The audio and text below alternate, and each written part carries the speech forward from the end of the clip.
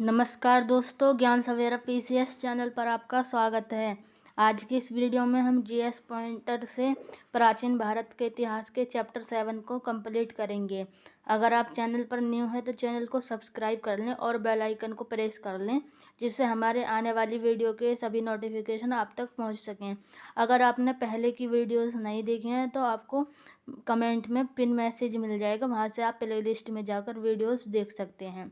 इस वीडियो के बारे में मैं आपको बता दूं कि ये घटना चक्र पूर्वावलोकन के जो पीवाईक्यू रहते हैं उसी का ये शॉर्ट नोट में दिया हुआ है।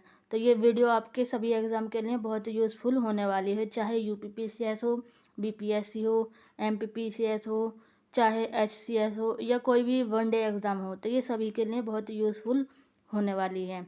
तो चलिए शुरू करते हैं, वीडियो के एंड तक बने रहिए। तो हमारा पहला पॉइंट है भारत के प्राचीनतम प्राप्त सिक्के, तो ये चांदी के थे। नेक्स्ट है हमारा, एक तरफ राजा है एक तरफ है राज्य, तो ये प्रद्योत का अवंती है राज्य, उदयन का वत्स है, प्रसेनजित का कौशल है और अजातशत्रु का मगध है। आगे आते हैं, ये सारे ही पॉइंट अपने आप में बहुत ज़्यादा इम्पोर्टेंट हैं, तो आप इनको अच्छे से करिएगा। नेक्स्ट हमारा, एक तरफ राज्य है और एक तरफ राजधानी, तो अंग की राजधानी है चंपा, कौशल की राजधानी है साकेत या श्रावस्ती और वत्स की राजधानी कौशाम्बी और मत्स्य की विराटनगर। आगे आते हैं नेक्स्ट पॉइंट हमारा, खारवेल के हाथी गुम्फा अभिलेख से प्रकट होता है कि नंद राजा के आदेश से एक नहर खोदी गई थी, तो ये कलिंग में खोदी गई। नेक्स्ट हमारा, उज्जैन का प्राचीन काल में नाम था, तो क्या नाम था, तो ये था अवंतिका। नेक्स्ट यहाँ पर एक मानचित्र दिया हुआ है, यहाँ पर ये स्थल है ये दर्शाने हैं, तो ये मत्स्य, अवंती, वत्स और अंग। तो जो ये ए है, एक सेकंड में आपको दिखाती हूँ, एक सेकंड आप देख लीजिए कि मत्स्य यानी कि ए वाला है और अवंती यानी जो ये बीच में है वी वाला, और सी वत्स जो है ये है, एक सेकंड, ये वाला है, और डी आपको दिख ही रहा है, तो ये है अंग है। नेक्स्ट आते हैं, ये यूपीएससी का क्वेश्चन है, तो अब तो इस टाइप के क्वेश्चन आते नहीं हैं, तो इतना ज़्यादा इम्पोर्टेंट नहीं है ये, पर अगर आप कोई भी चीज़ पढ़ते हो तो उसको आप मैपिंग के हिसाब से ज़रूर पढ़िए, क्योंकि कई बार क्वेश्चन आते हैं कि मैपिंग क्वेश्चन में ही दे दिया जाता है कि किस साइड है या किस उसमें, मतलब मैपिंग के हिसाब से दे दिए जाते हैं। तो आप किसी हिस्ट्री हो या ज्योग्राफी हो, इनको मैपिंग से ही करिए।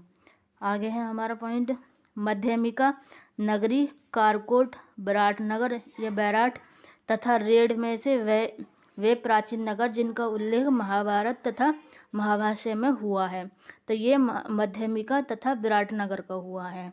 आगे है हमारा पॉइंट, उदयन, अशोक, बिंबिसार तथा महापद्मनंद में से पाटलिपुत्र के संस्थापक थे, तो ये थे उदयन।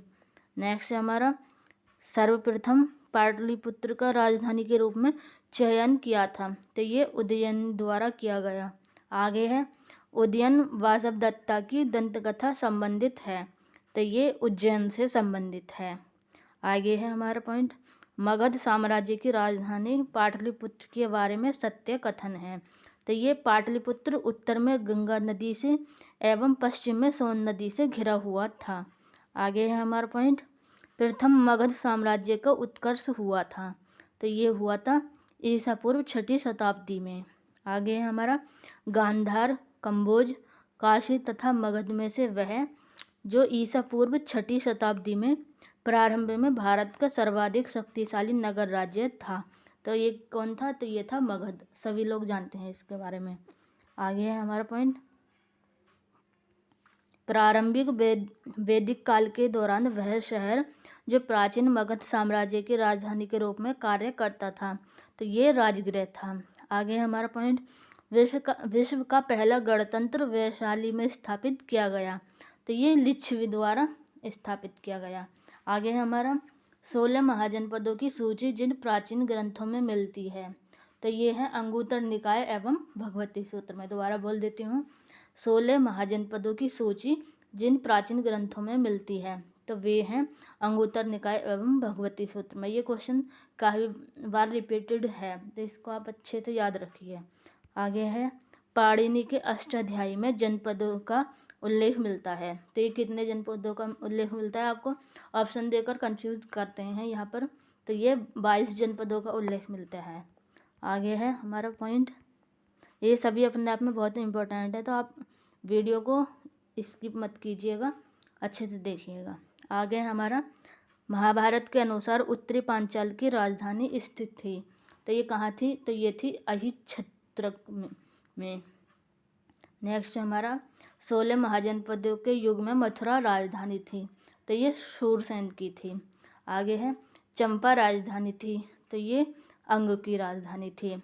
आगे है 6ठी शताब्दी ईसा पूर्व में शुक्तिमती राजधानी थी। ये थी चेदी की। आगे है गोदावरी नदी के तट पर स्थित महाजनपद था। तो ये अस्सक या अशमक इसका था। आगे है 6ठी शताब्दी ईसा पूर्व का मत्स्य महाजनपद स्थित था। तो ये कहाँ था? तो ये था राजस्थान में। आगे है मगध की प्रारंभिक राजधानी थी। तो ये थी राजगिर या गिरिब्रज। आगे है गिरिव्रज, राजगृह, पाटलिपुत्र तथा कौशाम्बी में से वह जो मगध साम्राज्य की राजधानी नहीं रहा। तो ये कौशाम्बी नहीं रहा। आगे है प्राचीन श्रावस्ती का नगर विन्यास है। तो ये आपको यहाँ पर कंफ्यूज कर सकता है, तो आपको याद रखना है ये था अर्धचंद्राकार। आगे है वह महान शासक जिसने प्राचीन बिहार में हर्यक वंश की स्थापना की। तो ये की थी बिंबिसार ने। आगे है मगध का प्रारंभिक शासक जिसने राज्यारोहण के लिए अपने पिता की हत्या एवं स्वयं इसी कारणवश अपने पुत्र द्वारा मारा गया। तो ये इसको सभी जानते हैं, ये अजातशत्रु था। इसने अपने राज्य में बनने राज्यारोहण के लिए पहले अपने पिता को मारा, सेम उसी तरीके से ये खुद भी मारा गया। तो इसके बारे में ये है। आगे है अजातशत्रु के वंश का नाम था। तो ये था हर्यक वंश। आगे है मगध साम्राज्य में वज्जी गणसंघ को हराकर आत्मसात किया। ये अजातशत्रु ने किया। आगे है मालवा क्षेत्र पर मगध की सत्ता का विस्तार हुआ था। तो ये शिशुनाग के शासनकाल में। आगे है शिशुनाग वंश के बाद मगध बिहार पर शासन किया। तो ये नंद वंश ने किया। आगे आते हैं नेक्स्ट पॉइंट हमारा, मगध में नंद वंश का संस्थापक था। तो ये था महापद्म नंद या उग्रसेन। आगे हमारा पॉइंट, नंद वंश के पश्चात मगध पर शासन किया। तो ये किया मौर्य राजवंश ने। आगे आते हैं राजा नंद का उल्लेख करने वाले अभिलेखीय प्रमाण हैं। तो ये है खारवेल का हाथी गुम्फा अभिलेख। दोबारा बोल देती हूँ, राजा नंद का उल्लेख करने वाले अभिलेखीय प्रमाण हैं। तो ये खारवेल का हाथी गुम्फा अभिलेख।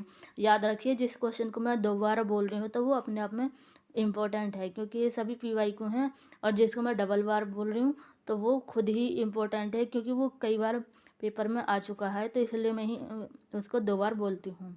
आगे पॉइंट है हमारा, मगध पर शासन करने वाले राजवंशों का कालक्रम है।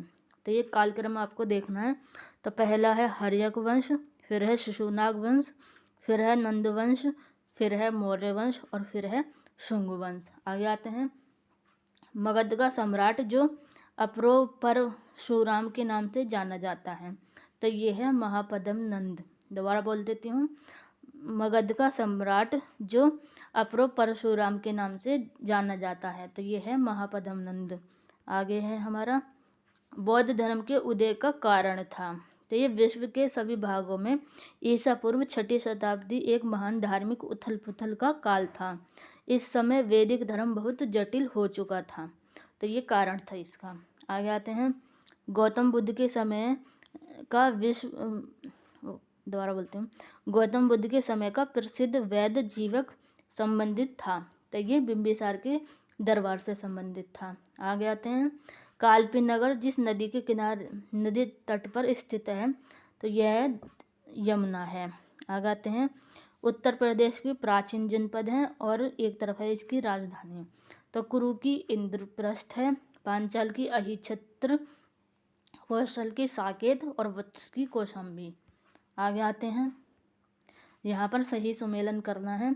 एक तरफ महाजनपद है और एक तरफ उनकी राजधानी। तो मत्स्य की विराटनगर, शूरसेन की मथुरा और अशमक की पोतन।